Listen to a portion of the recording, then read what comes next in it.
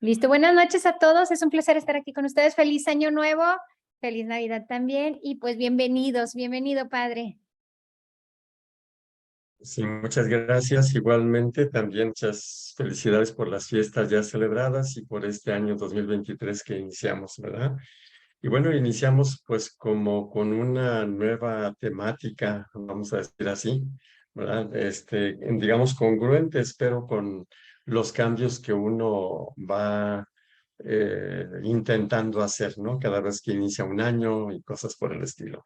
Entonces, bueno, voy a iniciar y ayudado por una presentación que espero que también favorezca la estructura de lo que vamos a ir desarrollando, ¿sí? Y en ese sentido también pues sí, la claridad, ¿verdad?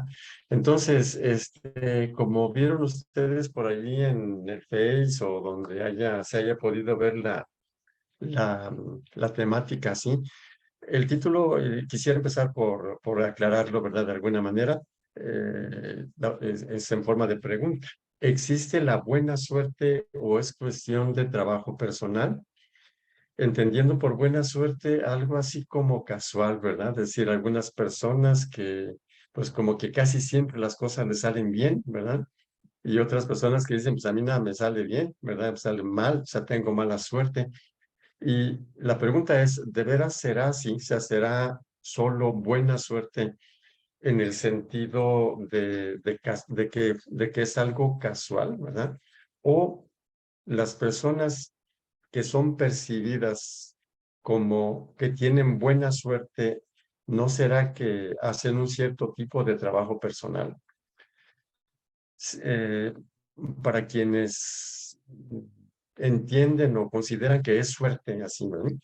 Yo creo que si yo les digo ahora que es una cuestión de trabajo personal, seguramente dirán, ¿y qué es lo que trabajan, verdad? Es decir, concretamente, ¿qué es lo que hace la diferencia? Y este es precisamente nuestro tema de hoy. Hay otras preguntitas ahí abajo que eran también títulos hipotéticos, ¿no? Los pongo aquí no solo para señalar que dentro de lo que era la elección de este tema, pues había varias hipótesis, sino también porque nos ayudan a ver de qué se trata, ¿verdad? Una sería, ¿por qué triunfan los triunfadores? Aquí la palabra triunfador, pues puede ser que se entienda así como muy comercial, ¿verdad? Como muy así de propaganda. Bueno, pues puede ser, pero aquí nos interesa el triunfo como lograr cosas buenas en cualquier nivel, ¿sí?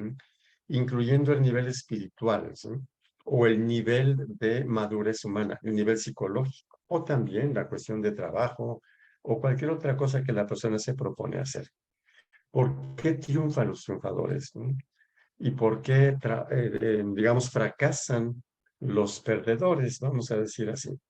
Sabiendo siempre que la cosa no es blanca o negra, o sea, no es que el que triunfa siempre triunfa y el que fracasa siempre fracasa, ¿verdad? Y sin embargo, el fracaso parece ser un común denominador antes del triunfo. Difícilmente se triunfa en algo importante o en algo grande sin fracasos, difícilmente.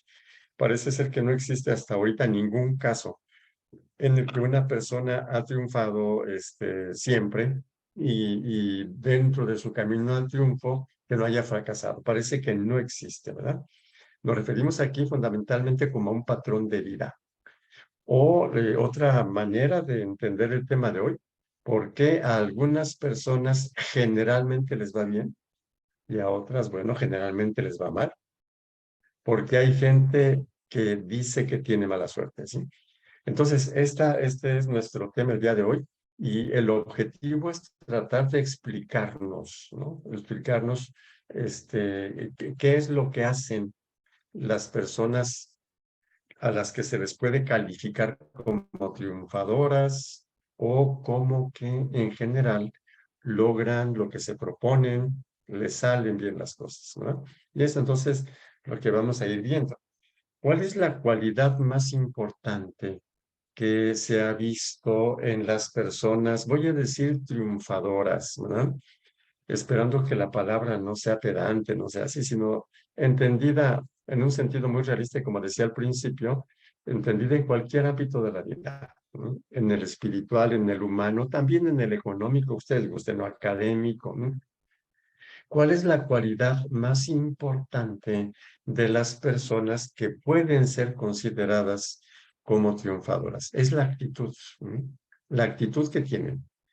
Y lo leo, pongo el texto exactamente porque quisiera resaltar muchísimo lo concreto que nosotros vamos ahora a tratar de expresar. Se considera que la cualidad más importante o determinante que tienen las personas a las que les suceden cosas buenas es su actitud. Y lo primero que hacemos es definir la actitud, ¿no? Los siguientes dos párrafitos breves tratan de definir qué entendemos por actitud. Por actitud entendemos una predisposición estable para reaccionar de una forma determinada, ¿sí? Por ejemplo, la persona que ya superó traumas y que tiene el grande deseo de crecer, ¿sí? ¿Cómo recibe las correcciones? ¿No? Pues abierta a las correcciones y agradeciéndolas, ¿no?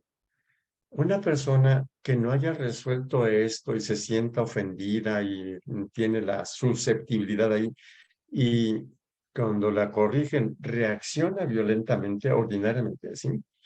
Esa predisposición a reaccionar de un modo o del otro le llamamos actitud, ¿no? Podemos tener una actitud abierta, una actitud cerrada, una actitud fundamentalmente humilde o una actitud fundamentalmente soberbia, ¿sí?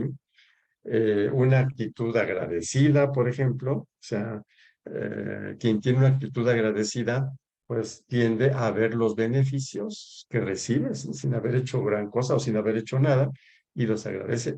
O las personas que carecen de la actitud de agradecida. Y entonces, la actitud es una predisposición para algo, ¿no? Y depende de la manera como la persona entiende o evalúa lo que sucede. Depende de su modo de pensar, ¿sí? Los ejemplos que acabo de poner, ¿sí? Una persona que agradece una corrección, ¿no? Es alguien cuya manera de pensar es el que considera o evalúa que es un regalo el que alguien nos haya hecho ver lo que no vemos, ¿sí? Considera que es mucho mejor ver que no ver. Mientras que la otra persona en su mentalidad entiende y considera que cualquier corrección es una desvalorización de su persona y por eso tiende a sacar las uñas, ¿verdad? Es una actitud agresiva, una actitud cerrada, ¿sí?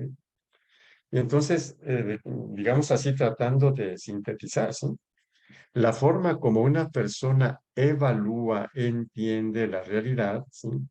Determina sus conductas, sus reacciones, ¿sí? Determina las consecuencias de las mismas, también los estados emocionales, sus motivaciones, etcétera, ¿sí? O sea, todas estas cosas, la mentalidad, las emociones, las motivaciones, refuerzan las actitudes. Voy a poner un ejemplo de Santa Teresita del Niño Jesús que nos ayuda a entender esto, ¿sí? Ella, cuando era adolescente y cuando entró al convento, era muy susceptible, muy fragilita, ¿verdad? Lloraba de todo, tendía a apegarse a la superiora. Esa era una actitud, o sea, la tendencia a. Pero a un cierto punto, digamos, cuestiona esa actitud, ¿no? Y busca cuál es la meta de su vida, que lo habíamos comentado en alguna otra ocasión. Se da cuenta que su meta en esta vida es el amor, ¿no?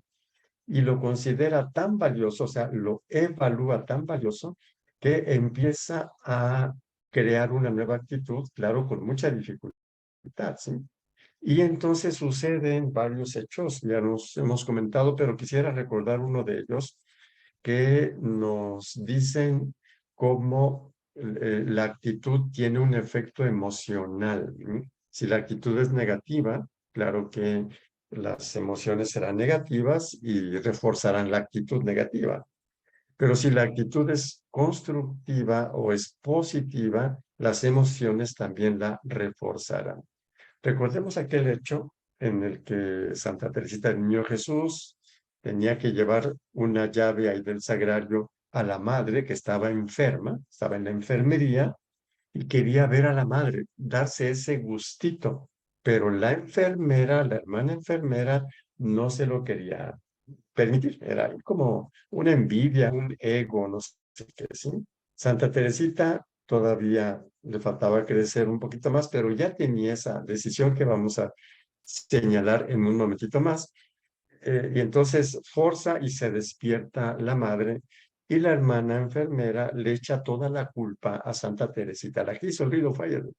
Ella, todavía con mucho vuelo de la actitud anterior, la actitud inmadura, la tendencia inmadura, dice que tenía unas ganas enormes de decir que no era cierto y hacer así una discusión, pero allí ella tuvo un chispazo ahí mental, una luz, ¿verdad? Que dices que si me quedo, voy a hacer algo que no es valioso, voy a estar ahí discutiendo inútilmente, cuando mi objetivo precisamente considero que es mucho más valioso el permanecer serena, el evitar esa discusión inútil, y con mucho esfuerzo se va y se sienta en un escalón, dice ella, a gozar mi victoria. Aquí, por ejemplo, es muy interesante el verbo gozar o disfrutar su victoria. Le costó muchísimo y además se sintió como que se escapó de la situación, como si lo hubiera evadido, como una debilidad, pero logró aquello que realmente le importaba o le interesaba. Como ya tenía esa nueva manera de pensar, aunque tenía que trabajar más cosas, como logró eso en su mentalidad, eso era muy valioso, entonces, a pesar de todo el esfuerzo, tuvo una experiencia profunda de tipo también de gozo, de grandísima satisfacción. Aquí es muy importante, aunque luego ya lo repetiré varias veces, ¿no? La actitud va a depender en gran medida del modo como uno evalúa cosas importantes en la propia existencia, ¿verdad? Es solamente el inicio. Entonces, la cualidad más importante para las personas que les va bien o que triunfan es la actitud positiva, realistamente optimista y con algunas características que vamos a ir señalando a lo largo de esta reflexión. ¿Cuáles son esas características, el primer grupito de características de la mentalidad triunfadora, de las actitudes positivas? ¿Cuáles son? Y entonces aquí empezamos. Primero, consideran que de cualquier situación siempre puede salir algo bueno. ¿Por qué esta convicción tiene que ver con las actitudes? Porque si no tuvieran esto, no harían nada ante ciertas situaciones, ¿sí? Cuando parece que todo se derrumba, cuando parece que se fracasó completamente y que no hay nada que hacer, nada bueno, la persona no hace nada. Por lo tanto, su conducta y su predisposición es a no hacer nada. En cambio, bien, ya entendió que de cualquier situación, por muy negativa que sea, siempre puede salir, no sale a fuerzas, puede salir algo bueno. Entonces, su actitud va a ser no de pasividad, sino de esperanza, de búsqueda, de acción, como lo veremos un poquito más adelante. La segunda cosita, la segunda característica de esta mentalidad, considera que los obstáculos pueden ser como los peldaños de una escalera, no como los golpes que los bloquean. ¿Sí? Un obstáculo, sí. Esto es como ocasiones para seguir subiendo. Esto naturalmente se explica con la primera característica y con las que siguen. Tercera, saben lo bueno que pueda resultar de una derrota depende de la actitud que tengan frente a ella, frente a la derrota misma, ¿sí? Entonces, si mi actitud es negativa, no va a salir nada bueno de esa derrota. Y ante la misma derrota, ¿sí? Quien tenga la mentalidad que ya se señaló, sobre todo en el primer punto, tenderá a hacer algo. Y cuarto, saben que la queja y la crítica frente al fracaso no solo no soluciona la situación, sino que bloquea el crecimiento y genera rechazo o lejanía de los demás. Pensemos en las personas quejumbrosas, ¿no? Tendrían exagerada la mentalidad contraria, ¿sí? A la del triunfador, ¿sí? Entonces, las personas triunfadoras saben que la queja, bueno, pues tenemos derecho a quejarnos al principio, pero la queja crónica, la crítica negativa crónica, no resuelve nada. Son cosas realmente inútiles. Aquí es donde, en base a esta mentalidad, podemos retomar esa frase que no sé si ya en alguna otra ocasión se ha escuchado, ¿no? Un optimista encuentra una oportunidad en cada dificultad, mientras que un pesimista encuentra una dificultad en cada oportunidad. Si, por ejemplo, una persona, no sé, pierde el trabajo y es optimista, dice, ok, a lo mejor no convenía, hay más oportunidades, espero encontrar algo, ¿sí? Encuentra oportunidades, ¿sí? Oportunidades de cambio, por ejemplo. Y una persona pesimista puede ser que tenga un buen trabajo, pero que esté resaltando las dificultades, ¿sí? Entonces, el optimismo va a depender también de la manera como la persona gestiona y evalúa los datos de lo que le va sucediendo. Por eso repito, un optimista encuentra una oportunidad en cada dificultad, mientras que un pesimista encuentra una dificultad en cada oportunidad. Aquí, bueno, que podría ser también en otro momentito de esta plática, pero recordemos lo que Tomás Alva Edison le respondió a un periodista que sabía que él estaba intentando crear luz sin combustión, ¿verdad? O sea, es decir, un foco, pues, sí, porque hasta ese tiempo la luz era solamente con velas, antorchas, que consumía, se iba la combustión. Y él tenía la idea aquí de que podía hacerse un vacío y lo intentó. Hizo miles de intentos. Algunos dicen que hasta 10,000 intentos. Y bueno, ante tanto fracaso, porque no le salía, fracasaba uno, fracasaba otra. Y el periodista le pregunta, señor Edison, ¿va a seguir usted fracasando en sus intentos? Como diciendo, ¿por qué le intentas? Va a seguir fracasando, o sea, tanto fracaso. Y Edison le dice, no, no he fracasado. He encontrado 10,000 formas erróneas, ¿verdad? Es decir, cada vez que me equivoqué, aprendí que por ahí no iba. Y aprendí que por ahí no iba. Y así. Y de esta forma es como él llega y aprende cómo sí se hace eso. Entonces, un triunfador entiende el fracaso y el error como un aprendizaje en el que dice por ahí no va, ya aprendí que ahí no, yo creí que iba por ahí, pero ya aprendí que no, ¿sí? Por ahí va entonces en grande medida esto. ¿Cómo entienden los fracasos las personas? Aquí podemos ver 4 tipos de personas, puede ser que haya más, ¿no? O cómo entienden la realidad, ¿sí? Entonces hay personas que simplemente ven cómo pasan las cosas y ya, nada más ven, simplemente observan. Hay quienes, bueno, pasan cosas negativas y dicen, pero ¿por qué? ¿Verdad? ¿Por qué me tenía que pasar a mí? ¿O por qué suceden las cosas? ¿Por qué? ¿Por qué? ¿Por qué? ¿Verdad? Y nada más. Hay quienes culpan de lo que sucede a los otros, al destino, ¿sí? Podría ser interesante ver si nosotros nos encontramos en alguna de estas tres. En cambio, hay un cuarto tipo de personas que actúan para resolver en todo aquello que es posible los problemas, ¿no?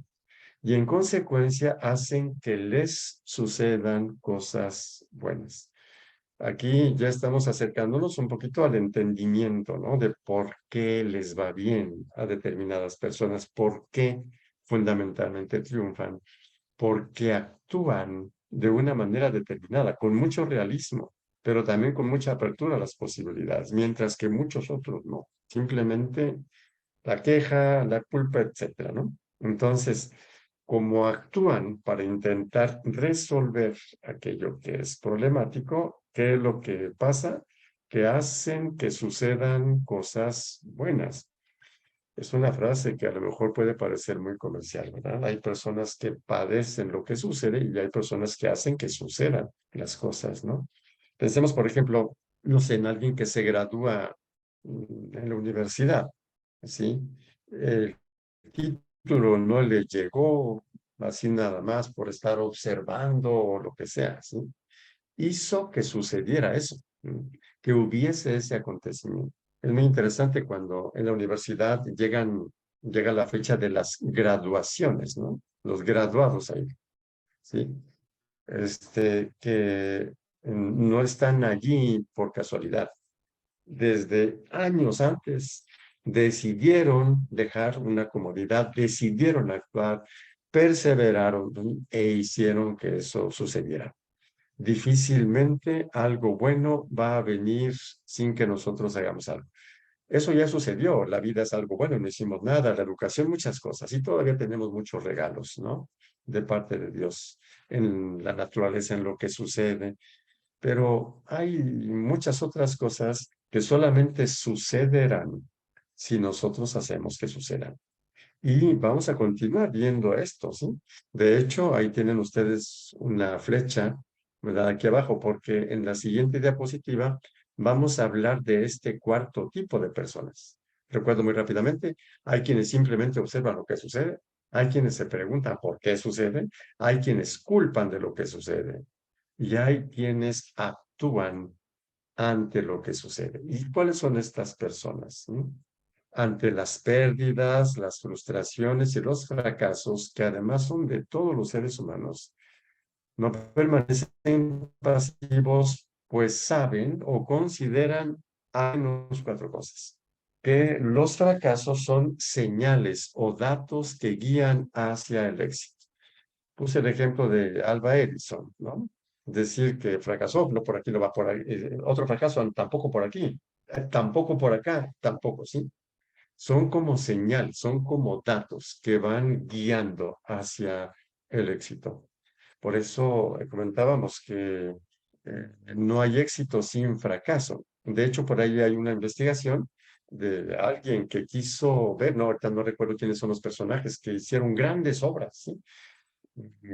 Grandes triunfadores, y quiso ver cuáles eran las características comunes y nada más encontró una característica común a todos estos personajes. ¿Saben cuál es esta característica común? Que todos fracasaron al inicio. Nada más que la diferencia entre quien fracasa y se derrumba es precisamente porque entendió el fracaso como algo, ¿cómo se llama? Sin solución. En cambio, los triunfadores, o como queramos llamarles, entienden cada fracaso como una señal de pista, ¿no? Como una pista que va, como señales de pista, ¿sí? Hacia algo que será el éxito, ¿sí? Además, segunda cosita, se preguntan qué pueden aprender de tales señales. Es decir, los fracasos son feos, o sea, no es que nos sintamos bonito, sentimos feo, pero ahí hay enseñanzas importantes y se preguntan qué puedo aprender de tales señales. Se preguntan cómo tales eventos, tales fracasos los pueden hacer mejores personas. Aquí quisiera subrayar este puntito, porque no es solamente cómo hacer mejor algo, una cosa. Eso también entra que es del segundo pensamiento, pero el tercero es, ¿y cómo ese fracaso puede favorecer que yo sea mejor persona? No solamente que yo haga mejores cosas, sino mejor persona. Y los consideran como oportunidades para desarrollar sus capacidades, ¿verdad?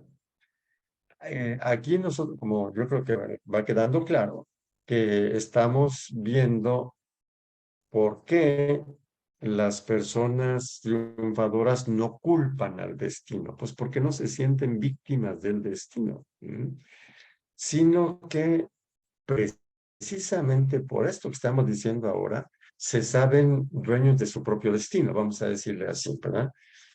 Claro, con sus debidas proporciones. Por eso, la última frase en negrita, ¿no? Por todo esto, lo que está dicho en esta diapositiva y las anteriores, el triunfador sabe que su vida está en sus propias manos, ¿sí? Y se sigue responsabilizando del uso de su tiempo, ¿sí?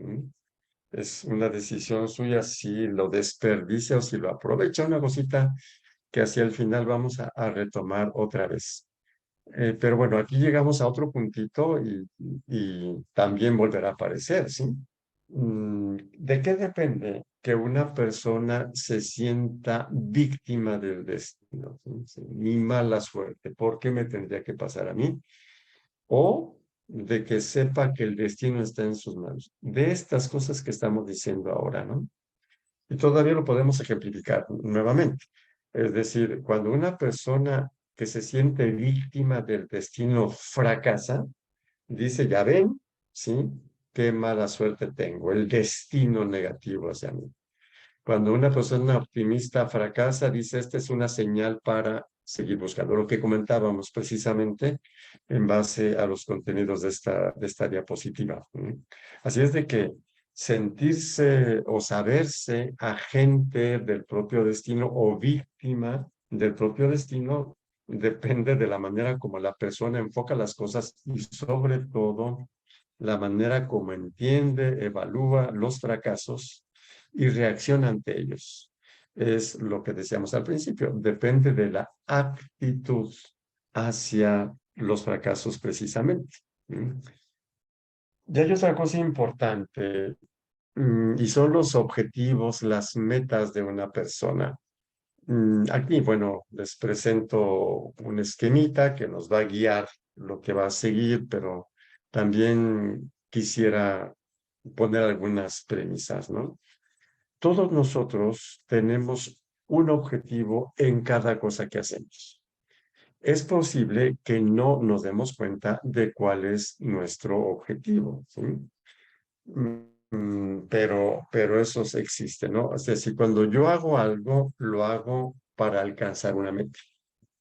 Entonces, incluso lo que siento, ¿no? Por ejemplo, si siento sed, ¿cuál es el objetivo, la meta de la sed? Pues que yo resuelva la carencia de líquidos en mi organismo. Entonces, siento sed para la meta es ir a tomar agua y resolver el asunto. ¿Cuál es la meta del miedo? Correrle, ¿verdad? La meta del miedo es protegerme. ¿Cuál es la meta del enojo o de la ira? Pues que las cosas sean como yo quiero y le pongo dos, ¿sí? Entonces, nosotros, o todo, vamos a decir así, me animo a decirlo así, todo lo que hacemos tiene metas. No siempre somos conscientes de las metas y claro que menos conscientes somos del por qué las cosas, menos control tenemos de eso, ¿no? Bueno, pues las personas triunfadoras se han puesto metas precisas. Al principio puse el ejemplo de Santa Teresita del Niño Jesús, ¿sí? Ella no se hubiera liberado de esa hipersensibilidad, no se hubiera superado los apegos a la superiora y cosas así, si no se hubiese puesto una meta muy precisa y muy importante, ¿sí? La meta de amar. Si no se pone esa meta. Ahora, yo les puse el ejemplo al principio, les recordé ese evento, ¿no? De cuando ella se sienta a gozar su victoria y agotada por el esfuerzo de no responder, ¿verdad? Guiada por la molestia, el enojo ante lo que estaba diciendo la otra hermana, ¿sí? Se sienta, ¿sí? ¿Por qué logró evitar un conflicto inútil y por qué sintió tanta plenitud a pesar del esfuerzo? Por su meta, por las metas, por el objetivo que ella tenía. Concretamente porque logró el objetivo. aunque el objetivo haya sido difícil, pero la satisfacción es por lo valioso del objetivo, ¿sí? Entonces, las personas triunfadoras se ponen metas valiosas y concretas, conscientes de que sus metas le dan dirección a su vida. ¿Mm? Vamos a ver ahorita, bueno, mejor lo veo si luego les pongo otro ejemplo. ¿Mm? Tales metas tienen las siguientes características, son concretas, se formulan de una manera muy sencilla, son como cosas muy precisas, alcanzables. De nada sirve ponernos una meta inalcanzable, es inútil, ¿sí? Más adelante vamos a ver, no recuerdo si lo puse o no, pero lo digo ahora, más adelante vamos a ver cómo las metas son progresivas, ¿sí? Si yo, por ejemplo, quiero correr el maratón de 20 kilómetros, bueno, pues me pongo como meta de esta semana, pues correr 3 kilómetros, ¿verdad? Aguantar, ¿sí? Y la siguiente semana, pues 5. O sea, es decir, las metas deben ser realistas, alcanzables. Una vez que yo alcanzo una meta, seguramente estoy preparado para una meta siguiente, cosa que no estaba preparado anteriormente, ¿no? Entonces son alcanzables de acuerdo a las situaciones, a las condiciones personales y ambientales. O sea, esto es lo que hay, yo estoy en esta condición, ¿sí? ¿Qué es lo que yo puedo hacer? Tercero, deben ser metas muy importantes, muy valiosas para el sujeto. Si no, entonces no va a tener ni la energía ni la paciencia o constancia para alcanzarlas, ¿sí? Y cuarto, que impliquen la adquisición de una capacidad personal, ¿sí? Es decir, si yo creo que voy a alcanzar una meta y yo me voy a quedar igual, estoy fuera de realidad. Para que yo alcance esta meta, yo debo habilitarme en algo, ¿sí? Y decía que quisiera poner un ejemplo, yo lo comparto con mucha confianza, no es la primera vez que lo hago, ¿verdad? Quienes me conocen saben bueno, si ahora gracias a Dios estoy muy saludable físicamente, a pesar de mi edad, 73 años, que me río mucho, me río, sí, me parece la vida muchas cosas cómicas, ¿verdad? Hay muchos valores, pero que a los 19, pero eso es ahora, a los 19 años de edad estaba destruido, ¿no? Con una depresión mayor, sin sentido para vivir en absoluto, ¿no? Y tengo muy claro cuál fue la primera meta. Fue concreta, alcanzable, muy valiosa. Entonces, imagínense ustedes sin energía, sin ganas de nada, con la cara de enojado todo el tiempo, ¿verdad? La vida era un desastre, pero de alguna manera, la santa que mencioné hace un ratito, Santa Teresita del Niño Jesús, de alguna manera me ayudó a entender lo valioso que es el amor. El amor al prójimo, el amor desprendido, ¿sí? El buscar el bien del otro. Y en esas condiciones, claro que no me podía poner una meta grande, no tenía ni fuerzas, sí, pero también ayudado por ella, ¿sí? Digo, ¿qué es lo que puedo ofrecer a mi prójimo de bueno? Sí, algo bueno. Y ella también me ayudó a entender un otro sonriente. Era lo único que podía hacer, ¿sí? Entonces es una meta muy concreta. Es decir, yo cuando esté frente a mis compañeros de seminario, aunque no tenga ninguna gana, yo voy a ir sonriente porque eso vale una eternidad. Eso es el amor. Eso es una expresión de amor, ¿sí? Era alcanzable, muy importante. Pues, de eso, sí, de eso depende la vida eterna, vamos a decir así, ¿sí? Y claro que debía yo adquirir la capacidad de modificar mi rostro, ¿sí? La capacidad de decidir una expresión mía, ¿sí? Entra mi cuerpo, mi persona, mis músculos faciales, ¿no? Sí, de sencillo. Y claro que ese fue el camino que luego fue implicando nuevas metas, igualmente concretas, ¿verdad? Es decir, que quiero prepararme en esto, pues me meto a tirar. Es una meta bien precisa, ¿sí? y cosas por el estilo. Entonces, digamos que las personas triunfadoras, los santos, los sabios, se ponen metas precisas. Y una cosita que quisiera subrayar, que está aquí como en el subtítulo, ¿no? De la diapositiva. En general, las metas de las personas, no sé, que les va bien, que son triunfadoras, difieren, son un poquito diferentes, al menos algunas de ellas en relación a la mayoría. Se considera que la mayoría de la gente tiene como metas, pues, tener una casa propia, tener digamos, un futuro asegurado, mm, etcétera, etcétera. Pero no todos tienen como meta aprender más cosas, sí, entender mejor, modificar algo del carácter, y mejorar las relaciones interpersonales. Estas metas se nos escapan más, así al menos en términos sociales, ¿no? En cambio, está también de alguna manera comprobado empíricamente. O sea, hay muchas investigaciones sobre este punto, cosa que no he señalado, pero lo que les estoy comentando ahora tiene muchos puntos de referencia, ¿sí? Como por ejemplo Csikszentmihalyi, como Covey, Stephen Covey, o como Martin Seligman, como Barbara Fredrickson, ¿sí? O sea, están, digamos, esto que estoy comentando, no quisiera andar por muchos citas, pero tiene todo esto. Y una de las cosas que se ha descubierto es eso precisamente.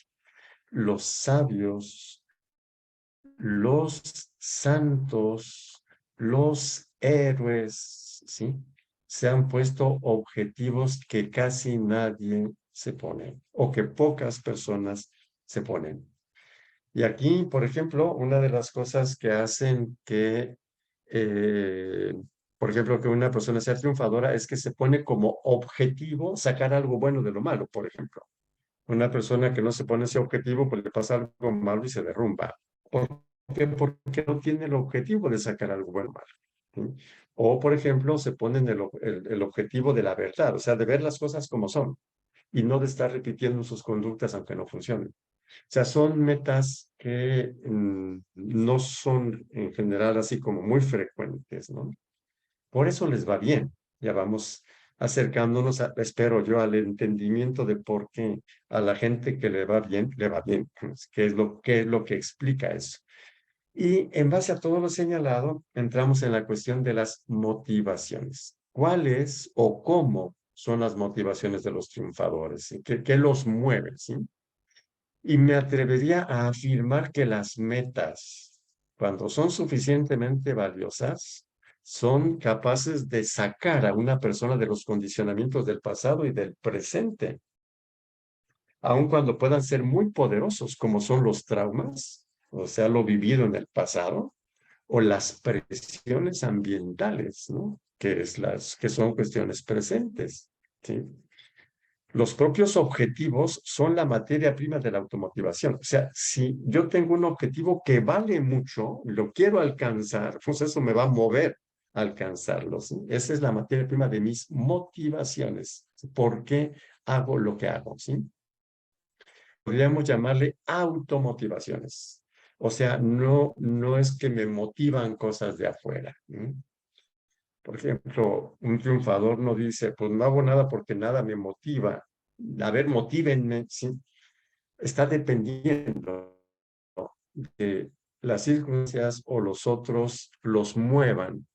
Las personas triunfadoras, no, digamos, ¿cómo decir? Generan sus propios motivos o sus propias motivaciones y precisamente eh, las generan poniéndose objetivos muy valiosos. Aquí hago pues sí, una alusión a la forma como las personas que vivieron antes de que apareciese la psicoterapia, ¿sí? Superaban sus traumas, ¿sí? La gente sabia, etcétera. La misma Santa Teresita del Niño Jesús, ¿sí?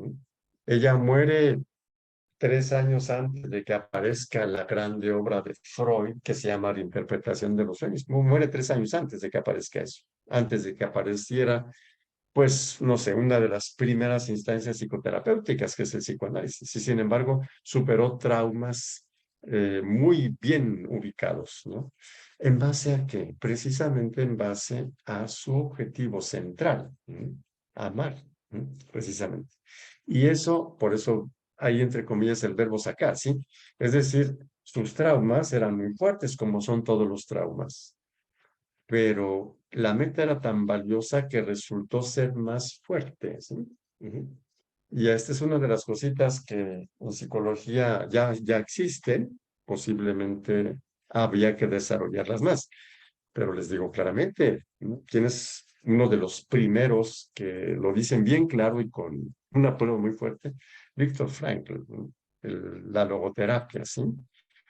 Imagínense en el campo de concentración, de nada, el pasado, el presente estaba completamente sin esperanza y era, el sentido era el para qué, ¿sí? Y después también ha habido otras por allí, ¿sí? Entonces, ¿por qué triunfan los triunfadores?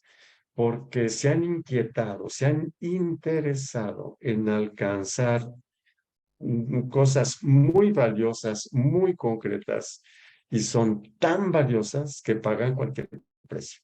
Y eso hace que desarrollen muchas cosas que finalmente lo sacan de los condicionamientos del pasado. Podríamos llamarle automotivación, aunque en inteligencia emocional automotivación significa otra cosa, pero aquí lo entendemos como que la persona misma se motiva, ¿no? Por eso no es dependiente del ambiente. Y todo esto supone cambios. Entonces, aquí todavía quisiera señalar esto como parte de la mentalidad de las personas triunfadoras, ¿sí? El crecimiento personal implica necesariamente cambios y cambiar no siempre es agradable y menos es cómodo. Además, puede ser que nos genere mucha incertidumbre, ¿sí? También implica aprender a aceptar presiones y fracasos. O sea, muchas veces queremos cambiar y el ambiente no nos, como que no quiere permitirnoslo. ¿Sí? Pero ya sabemos que el triunfador sabe que la constancia será así. Y no nos olvidemos, algo tan común como es aprender a caminar, lo hacemos cayéndonos. Se considera que un bebé, para aprender a caminar, se cae un promedio de 240 veces. Pero aprende a caminar, se cae y se vuelve, y le vuelve a intentar, se vuelve a caer, vuelve a intentar, se cae, ¿sí? Más de 200 veces, ¿sí? Una de las cosas que ayudan a la perseverancia en la búsqueda de los objetivos es una visión global de la vida. Claro que es cierto que a veces como que no hay resultados en un determinado tiempo, ¿verdad? Pero pues mi vida no se acaba en ese determinado tiempo. Y aquí ya pasaron 3 años. Pues yo creo que voy a vivir otros 30, ¿verdad? O 20 o 50, no sé. Sí. Esa visión global, ¿no? Y en ese sentido, pues ante la incertidumbre y ante el cambio y ante el que dejar cosas, tenemos esa frase de André Guido, ¿sí? No podremos descubrir nuevos océanos a menos que tengamos valor de perder de vista la costa de donde salimos, ¿sí? Es un grandísimo reto también.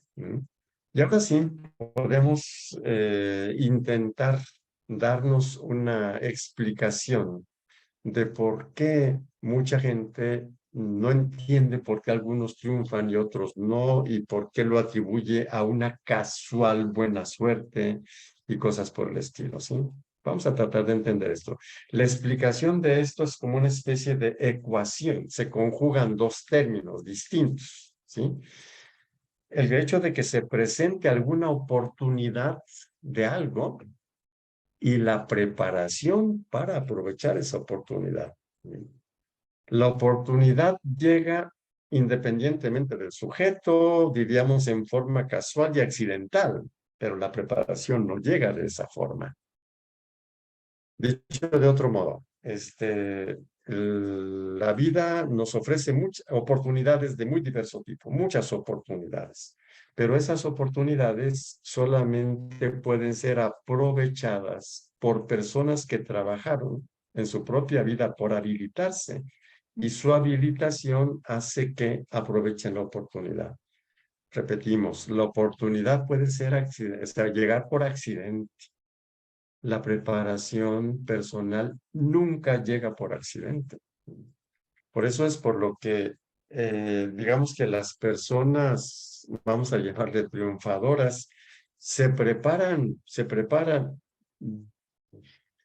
que no hay oportunidades ahora, en este momento, pero no sabemos, ¿sí? Y de veras que en la vida de uno hay tantas cosas buenas que uno dice, ¿cuántas cosas tuvieron que combinarse para que me sucediera eso, para que yo pudiera encontrar esto? Pero dentro de todas esas cosas, yo hice muchas que me fueron preparando para ello, ¿no? Aquí entonces el problema o el reto para entender por qué a algunas personas ordinariamente les va bien es porque nosotros no vemos todo lo que hacen cuando se están preparando. Todavía vamos a decir alguna cosita más.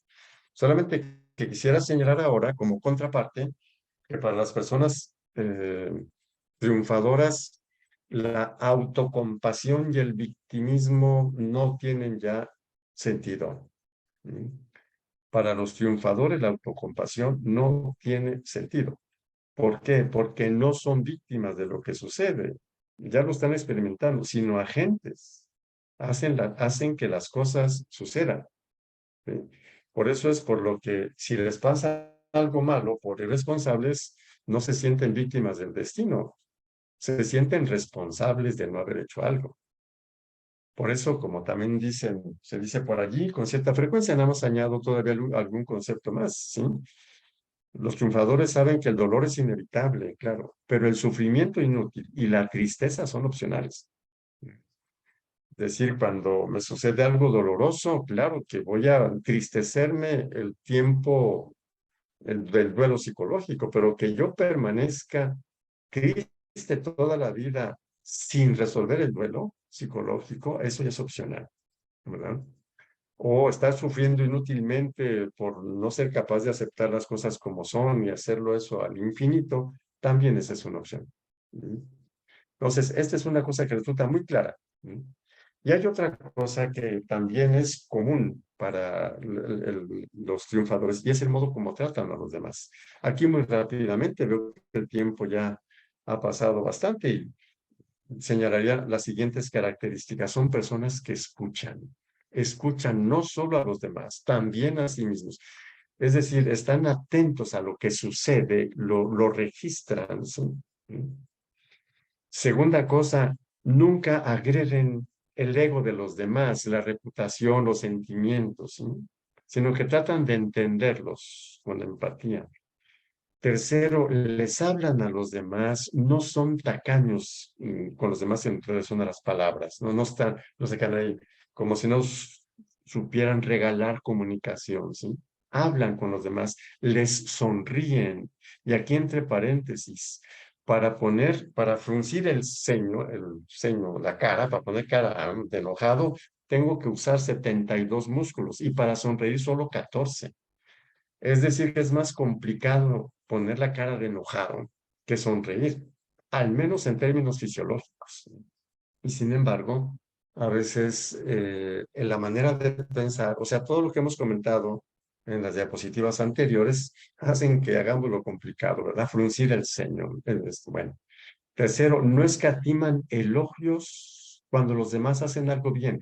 No son barberos, ¿eh? No tiene nada que ver con eso. No es que eh, elogian en forma artificial, inadecuada. No, no. Cuando alguien hace algo bien, con sencillez, no escatiman, tranquilamente elogian, ¿sí? Son considerados con los sentimientos de los demás, no son crueles, ¿sí? Son serviciales, abiertos a opiniones distintas, capaces de negociar. Se considera que hay personas muy capaces que fracasan enormemente y por muy capaces que son y simplemente es por esto. ¿Sí? En los años que he tenido oportunidad de dar clases en la Universidad en Guadalajara, me recuerdo de un docente que, bueno, tenía mucho conocimiento, pero trataba a los demás y a los alumnos en forma un poquito despótica, ¿no? Pues no duró 2 años, ¿sí? Es decir, perdió el trabajo y claro que era de los que llevaban, los que tenían el coche más viejo. O sea, no tenía muchos recursos siendo tan preparado y tan inteligente. Simple y sencillamente no era capaz de buen trato, ¿no?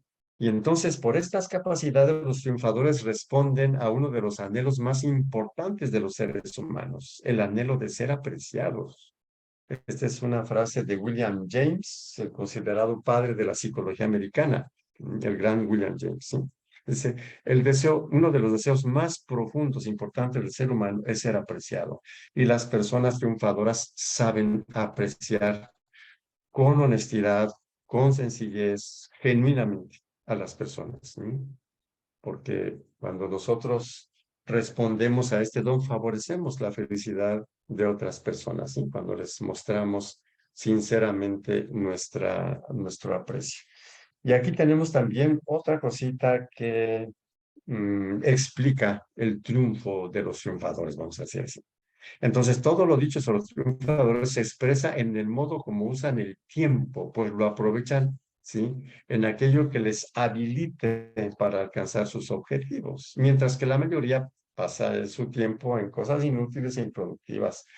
Llámese la hora de levantada, llámese los programas de televisión que se ven, llámese la lectura o carencia de lectura, llámese estar conversando en algún oficio, estar chismeando nada más, ¿sí?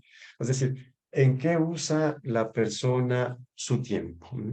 Y esta es una de las cosas menos perceptibles, ¿sí? Si la persona que desperdicia el tiempo difícilmente entiende o aprecia cómo la otra persona que sí es triunfadora está usando su tiempo, ¿sí? Esta es una de las cosas también observadas y muy, muy importantes. Entonces, ¿es casualidad? ¿Es buena suerte? Y bueno, hacemos aquí nuestro aterrizaje diciendo las motivaciones que explican por qué un sujeto emplea tiempo y esfuerzo para prepararse e incluso mucho de lo que realiza con ese fin no es percibido desde el exterior. Y esto es precisamente lo que favorece la impresión de que se trató simplemente de un individuo con suerte, ¿sí? Esta es entonces, de alguna manera, la respuesta a la pregunta, ¿sí? O a a la pregunta inicial, ¿sí? Que es esta que tenemos aquí. ¿Existe la buena suerte o es cuestión de buena suerte o es cuestión de trabajo personal? Diríamos que es cuestión de trabajo personal, solamente que ese trabajo personal generalmente es invisible al exterior. Y esta es, me parece a mí, una de las cosas más importantes a entender, ¿sí? Entonces, una persona que está creciendo, etcétera, que acá dice, no, esto no, etcétera, lo está pensando acá, ¿quién lo ve eso? ¿Sí? Nadie puede ver eso, ¿sí? Entonces, me parece el punto más importante. Bueno, yo me detengo aquí y bueno, como siempre, pues dejamos por ahí el espacio por si hay alguna reacción, ya sea escrita o, este, ¿sí? O Sí, no. claro, Aquí padre. creo que hay un...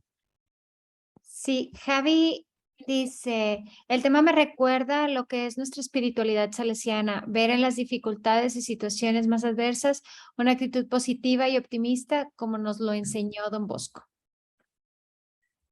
Así es, completamente de acuerdo. Incluso hay un sueño de Don Bosco, ¿no? Que dice, bueno, varias cosas, ¿no? Que el sueño del emparrado de rosas, ¿no? La gente ve que Don Bosco va caminando sobre rosas y él dice, pero no ven las espinas que tienen las rosas, ¿verdad? O también, por ejemplo, cuando veían a Don Bosco más contento que de costumbre, decían, algún problema se le ha de haber presentado porque está muy alegre, ¿sí? Es decir, los problemas no lo derrumbaban. Sí, sí, gracias, Javi. Sí, así es. Muy bien.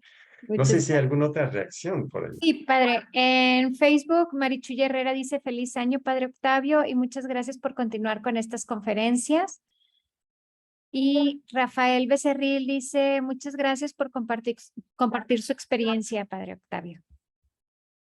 Sí, gracias. Irene Vázquez dice, ¿de qué manera podemos motivar a una persona pesimista? es muy difícil motivarla. Lo que podemos hacer nosotros es presentarle datos, ¿no? Por ejemplo, presentarle posibilidades, etcétera, etcétera. Pero, si en la mentalidad de la persona lo que nosotros le decimos lo gestiona de un modo distinto, no hay modo. Desgraciadamente, ¿verdad? Hay formas que podrían favorecer más o no. Y para esta respuesta quisiera mencionar a Jesús mismo, ¿no? Cuando, por ejemplo, dice, ustedes están como esos niños, ¿no? Que dicen, hemos tocado canciones alegres y no han bailado, canciones así y no han llorado, porque vino Juan el Bautista, que no comía ni bebía, y dijeron que estaba endemoniado, viene el Hijo del Hombre que come y bebe, y dicen que es un comelón y un bebedor, ¿no? Dice, son incontentables, ¿sí? Y ustedes hagan la prueba. Por ejemplo, no sé, ahorita pienso en alguien, ¿verdad? Que ya en paz descanse, que de veras se quejaba de todo. Y cuando yo trataba de decirle algo positivo, se quejaba de eso. O sea, es decir, cada cosa que le decía era un motivo de nuevas quejas, ¿sí? Y esto depende de la forma como la persona gestiona los datos, ¿sí? Por eso, al inicio de la reflexión, presentaba que la actitud ante la vida, tiene quizá como factor central la manera como la persona gestiona los datos en su mente, ¿sí? Entonces, aquí diría Irene, que saludos desde Durango, ¿verdad? Muy bien. Diría que sí, nosotros podemos sufrir porque al ver personas pesimistas, sufren las personas y nosotros también podemos sufrir. Pero yo sugiero que después de que nosotros hayamos intentado en ayudarles, y no hay modo, porque ni siquiera Jesucristo, violentó la libertad de la manera como un ser humano gestiona los datos en su mente, ¿sí? Menos nosotros, ¿sí? Entonces, yo les sugiero que vea a esas personas pesimistas con mucho optimismo, ¿sí? Es decir, la persona es la que sí. Es decir, en lo personal, sí, es medio penoso decirlo, pero me enseñan mucho sobre la infelicidad, por ejemplo, ¿sí? Y claro que si uno intenta aprender, pues es iluminador en ese sentido, ¿sí? Pero que nosotros podamos motivar, ¿sí? Pues está muy difícil, ¿verdad? No sé, Irene, si la respuesta es muy pesimista, aunque le sugiero todo el optimismo del mundo sobre eso, ¿verdad? Mm, Gracias, padre. Me queda claro esto y voy a comentar algo de que, pues en ocasiones hay personas con realidades complicadas y me hizo recordar a un sacerdote también que decía que, pues que necesitábamos respetar la manera en que querían vivir y cómo querían vivirla. Ajá. Ujú. Y pues Sí. lógico es que hay muchas luchas internas, las tiene uno, buscando los puntos positivos de la vida, ¿no? Entonces, ahora cuando a alguien le ha ido mal siempre, pues es Ujú. complicado, ¿no? Ujú. Claro, claro, Sí, claro. Sí, sí, gracias. sí, sí. Gracias. Al contrario, con mucho gusto, Irene. Muy bien. Gracias, Irene. Ivette tiene la mano levantada adelante, Ivette. Buenas noches. Mi Buenas pregunta es noches, con Irene. respecto a la Santísima Virgen María en la oración del Magnificat. ¿Qué Ujú. actitudes cree usted que podemos tomar como las más valiosas o que están detrás, que es lo que se percibe como unas actitudes fundamentales, no nomás los valores, en esa oración del Magnificat? Ujú. Yo veo dos muy importantes, la alegría y la humildad, ¿sí? Veamos cómo inicia la oración, ¿sí? Glorifica mi alma al Señor y se alegra mi espíritu en Dios mi Salvador, ¿sí? Entonces, desde una actitud humilde de quien recibe, ¿sí? Se alegra porque ha hecho cosas grandes en ella. O sea, ella percibe que su existencia está llena de regalos grandes de parte de Dios, ¿no? Y como percibe eso, entonces se alegra, ¿sí? Entonces está la alegría, ¿sí? Ha hecho cosas grandes, ha mirado la humillación de su esclava, que es la otra actitud a la que me refería, es decir, la humildad, ¿sí? Entonces, estas dos fundamentalmente, y luego lo que aprendió, o sea, es decir, ha derribado a los potentados de sus tronos y ha exaltado a los humildes, a los hambrientos los colmó de bienes, a los ricos los despidió vacíos. O sea, vamos a decir así, el criterio diferente en el que se miran las cosas, ¿no? Entonces, me parece que si quisiera seleccionar qué cosas, enseñanzas, diría esa, humildad, verdad sobre uno mismo, capacidad de reconocimiento de Dios, del don de Dios, y luego la captación y la percepción de tantos dones y regalos, ¿verdad? La sobreabundancia de bienes que hace que exultemos, que nos alegremos, ¿verdad? Que glorifiquemos a Dios, ¿verdad? Entonces, y finalmente la tercera, pues que ha cumplido su promesa. Dios ha cumplido lo prometido a Abraham y sus descendientes, ¿no? Entonces, Dios nos ha prometido muchas cosas y las ha cumplido. ¿No? Por ejemplo, basta con que abramos los ojos, ¿no? Pues tan solo lo que hemos comentado en otra ocasión, como es la maravilla de nuestro organismo para que podamos vivir, por ejemplo, la maravilla del universo, etcétera. Que ya nos peleemos entre nosotros es nuestra responsabilidad, ¿sí? Pero de que sobran dones, sobran. Entonces, María en el Magnificat nos enseña, me parece a mí, a mirar así las cosas, ¿verdad? Y a tener esas actitudes humildes, alegres, sabias en la interpretación de lo que sucede, ¿verdad? Lo que comentaría ella. Entonces ella no se considera por ningún motivo una heredera de buena suerte o como una heredera de ciertos privilegios por ser heredera del pueblo de Abraham, que ahí lo menciona en la oración, sino más bien por gracia de Dios. Sí, claro, pero también eso es aplicable a nosotros. O sea, ella dice, el Señor ha hecho cosas grandes en mí, refiriéndose sobre todo a la encarnación. Pero yo creo que todos nosotros podríamos también decir, el Señor ha hecho cosas grandes en mí. O sea, si estamos nosotros tan admirados del cerebro y todos tenemos un cerebro y Dios hace cerebros a montones, o sea, pues sí, cuántos seres humanos nacen cada día y todos tienen maravilloso cerebro, maravilloso corazón, maravilloso páncreas, o sea, una maravilla, maravillosos pulmones, o sea, y se los hace, digo, así a montones para aventar para arriba, ¿verdad? Nos ponemos el problema, ¿no? Entonces, diríamos, no, claro, que la actitud de María, que tiene algo específico, que es la encarnación, a nosotros nos dice mucho, sí, claro que sí. O sea, hemos recibido por gracia gratuitamente muchas cosas. Pero al igual que María, o sea, María tampoco es que las cosas le fueron tan claras cuando tenía que afrontar las cosas. Muchas no las entendía y las guardaba y las meditaba en su corazón y las iba entendiendo. Y por eso la encontramos el día de Pentecostés como una discípula más, con los demás discípulos. Entonces, esta combinación entre regalos de Dios y responsabilidad de usarlos y de entender la vida, me parece que también es una enseñanza y una experiencia de María, ¿no?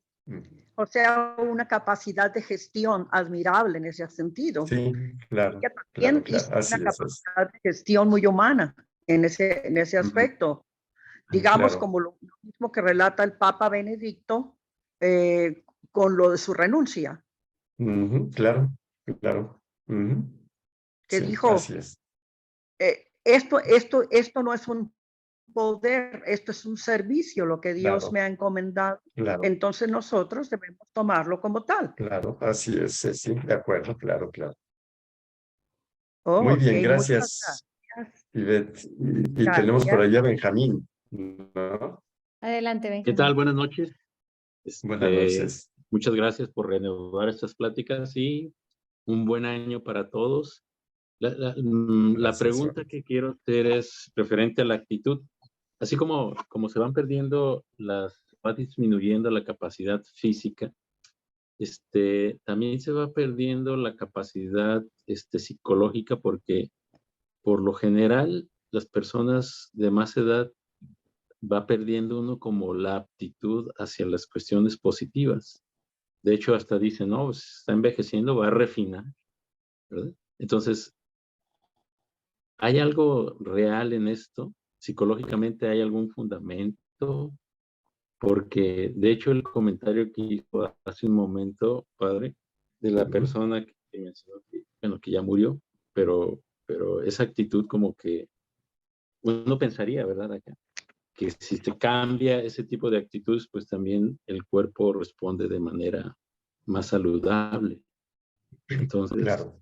es real que con el tiempo se tiende a llevar una actitud menos positiva y más negativa.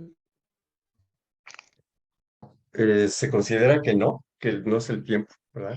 Y bueno, comentó una especie de chiste o no sé, cosas así, que uno va con el médico porque tiene una rodilla ya muy deteriorada y el doctor le dice, es que es la edad. Y dice, no, doctor, la otra rodilla tiene la misma edad y está muy bien. Sí.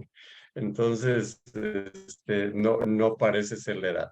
Tenemos igualmente muchísimos casos de personas de 90 años, más de 90 años, que están lucidísimas.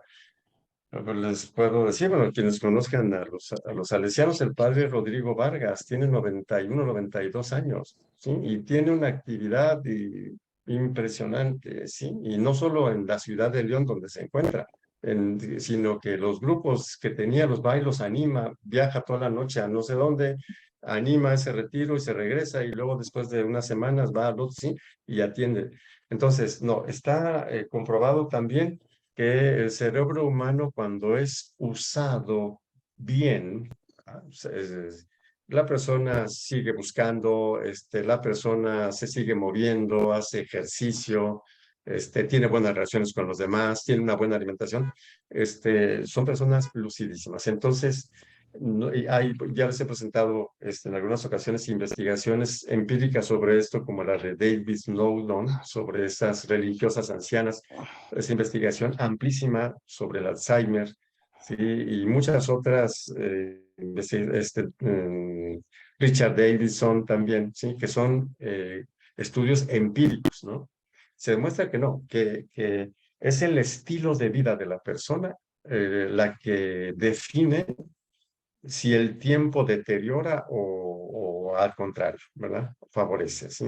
Y hay varias, los quiero presentar en algún momento por aquí, ahorita los digo así muy rápidamente: ejercicio físico, ejercicio mental, riqueza verbal, lo que decíamos hace un momento sobre no son tacaños en las palabras, riqueza emocional, buenas relaciones interpersonales, por ejemplo, ¿sí? Capacidad de gozar de la vida en cosas inmediatas hasta, digamos así, de diversión, capacidad de divertirse, por ejemplo, ¿sí? La conjunción de todas estas cosas son las que determinan el deterioro o no deterioro cerebral, ¿sí? O deterioro o no deterioro psicológico. Sí. Muy bien, sí, gracias, Benjamín. Y bueno, hay por ahí un escrito, ¿no? Sí, padre. Ofe. Dice Ofe, ahora entiendo de una forma diferente la frase de Coelho de cuando quieres realmente una cosa, todo el universo conspira para ayudarte a conseguirla. ¿Qué sucede cuando trabajo por conseguir algo y no se produce? ¿Estoy haciendo las cosas inadecuadas? Bueno, aquí, como lo comentamos a lo largo de la reflexión de hoy, la persona triunfadora, o como queramos llamarle, es alguien que ha ido desarrollando la escucha, la capacidad de percepción.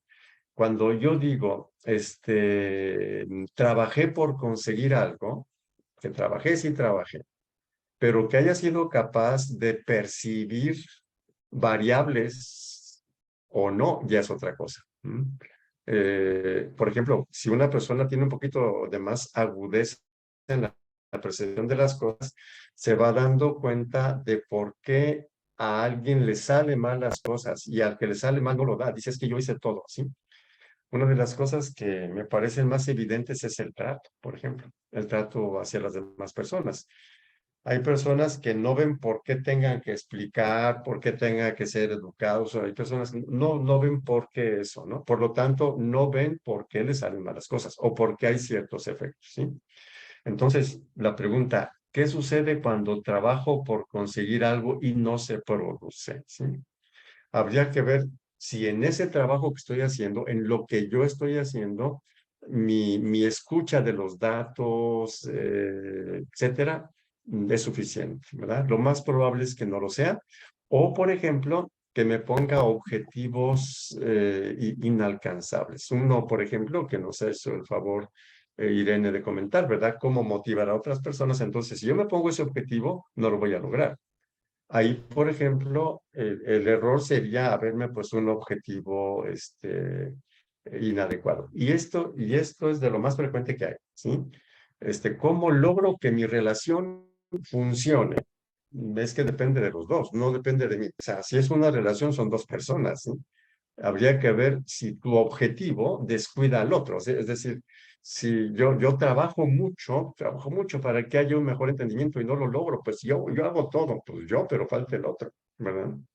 Entonces, ese tipo de cosas me parece que son las que explican este tipo de cosas. Por eso, aquí sugeriría que cuando yo trabajo por algo y no se produce el efecto deseado, yo me cuestiono sobre mis presupuestos, por ejemplo, sobre la información que tengo de las cosas, sobre mis métodos, ¿sí? Y es lo que comentábamos. Las personas triunfadoras son personas que cuando algo no se logra, ¿sí? Aprenden de eso que no se logra, ¿sí? En cambio, si por ejemplo yo concluyera, no funciona porque trabajé y no se logró, y renuncié a ver qué me enseñó el fracaso, ¿no? Pero por eso digo que es un poquito más complejo el asunto. Y por ahí, Javi, una duda, ¿no? Dice, ¿por qué la gente negativa causa como un fastidio, una actitud poco agradable? Porque la gente negativa, claro. Se dice así en términos generales que las emociones son contagiosas, ¿no? Se pegan, ¿sí? Entonces, eso es, digamos, la forma así medio popular de decir, ¿sí? Pero de un modo un poquito más funcional, ¿sí? Una gente negativa, ¿sí? Con su actitud me va a frenar en ciertas cosas, ¿sí? Con su actitud, sí, vamos a, me va a frenar o me va a hundir un poquito, y eso no es un bien. Entonces mi cerebro emocional reacciona, ¿sí? De fastidio con el objetivo de tomar distancia, por ejemplo, que es la finalidad de las emociones, ¿no? Entonces, causa fastidio, es decir, a ver, y me equivoco, causa fastidio por el efecto negativo, por el perjuicio, por lo que nos perjudicaría para que hagamos algo, ¿sí? Esa sería la razón. Y desde el punto de vista evolutivo, esa es la forma como el mundo animal, o sea, el cerebro emocional reacciona. Los animales tienen ese cerebro emocional, también sienten fastidio o se enojan, ¿sí? Pero no tienen el neocórtex o la corteza cerebral, ¿sí? Entonces nosotros tenemos eso y conviene entenderlo, ¿sí? El fastidio que sentimos es una medida protectiva para nosotros, ¿verdad? Muy bien. Y Ofe Bueno, dice, gracias, gracias por Sofía. contestar. Exacto, me quedó muy claro. Bonita noche. Pues si ya no hay comentarios, Ok. ya no tenemos tampoco comentarios en nuestra página de Facebook. Les agradecemos mucho Muy bien, perfecto. y les deseamos muy feliz año nuevo. Igualmente, y bueno, ya nos veremos Dios mediante la próxima semana, si Dios quiere, ¿verdad? Y si hay alguna sugerencia de tema, y si no, pues hay por ahí un poquito largo, pero que yo creo que puede ser muy, muy útil, que es cómo entender y sanar las etapas de nuestra vida, ¿verdad? Desde nuestra infancia, etcétera, etcétera. Suena interesante. Pero vamos a ver si nos surge otro a medio camino. Y Muchísimas bueno, gracias, Irene. Irene, la página se llama Gracias. Lo mejor está por llegar. Si lo quieres buscar así, así nos encuentras. Lo mejor está por llegar. Muy bien. Bueno, pues Muchísimas que Dios gracias. les bendiga y nos vemos. Dios Que pasen mediante, buenas noches. A Gracias. ustedes, que tengan Padre. buenas noches, buenas noches. Buenas Buenas noches. noches, gracias. Buenas noches. Bye.